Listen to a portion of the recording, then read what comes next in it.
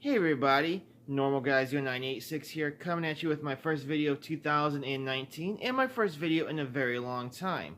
First, I want to say thank you all for sticking with me, and I do apologize for the delay in uploads. I have been busy with some things in my life, such as moving into a new apartment and many other things. Now then, I'm here to talk about some recent events in the news. One recent event being the new abortion law in New York that just got passed, where basically you can kill your unborn baby up until the day of birth now, or a preborn baby, whatever term you choose to use. The pro-choice crowd likes the term fetus, which is still a baby, but hey, whatever.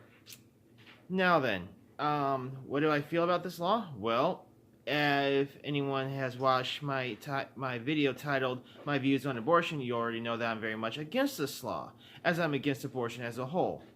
However, I just have one question for you pro-choice people, and do you support this law? And if so, why?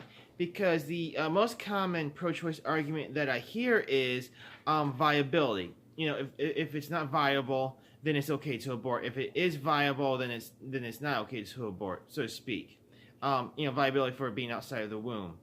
Well, after about 22 to 23 weeks, somewhere around there, the baby is very much viable outside of the womb, especially with modern technology these days. And viability is different in areas as well. Like, some areas have better technology versus other areas that don't.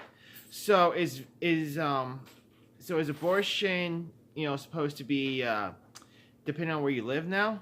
Like how viable you are? Viability is not even a constant thing to be measuring things by. I mean, generally, a baby can be born at 23 weeks and still be viable with an incubator in some areas, but in some areas they may not have access to that technology. So, there's, that kind of kills that whole argument right there, in my opinion. Also in some areas, a baby can be born at 20 weeks and they have technology now to help those children. So my question is where do you draw the line with the viability there, people? Now then, the next subject I want to cover is the smiling kid at the march. Is either the Women's March or the March for Life in Washington D.C. Earlier this last week.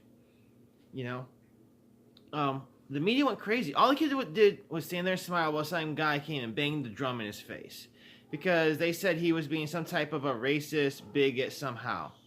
When actually there's video evidence out there proving that him and his group of friends from his school were not being the racists. It was actually a group of African American Israelites, or whatever they call themselves. A bunch of black guys that claim to be Jewish people. Maybe they are. I'm not saying they are there or not. I don't know. But I think they're called the Black Israelites. They're actually the ones shouting out all this racial stuff and trying to incite violence. So my question is why this kid ended up all over the news, and when all he did was stand there and smile.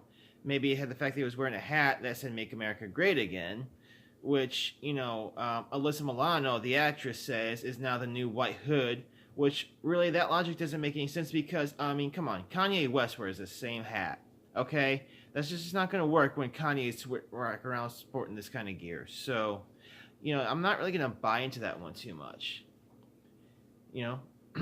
Now then, another thing I want to discuss is Governor Cuomo of New York, who, by the way, passed this abortion law. Okay, you can kill a baby up to the day of its birth. Even on the day it's born, as long as it's still in the womb, you can still kill it. That's what this law allows.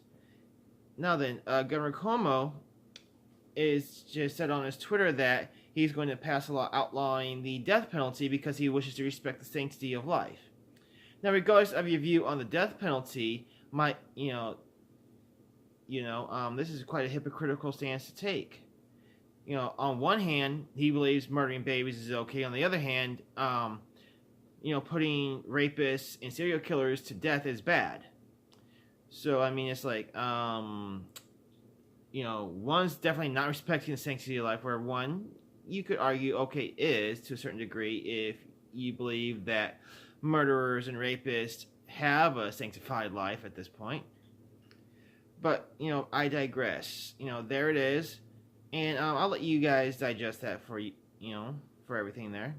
You can look it up. Just look up, Governor Cuomo from New York. Look at his Twitter page. You'll find the tweet I'm talking about.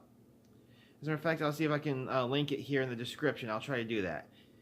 This is Normal Guy 0986 saying thank you so much. God bless. And here's to 2019. And I plan on putting out some pretty rockin' videos. Thank you.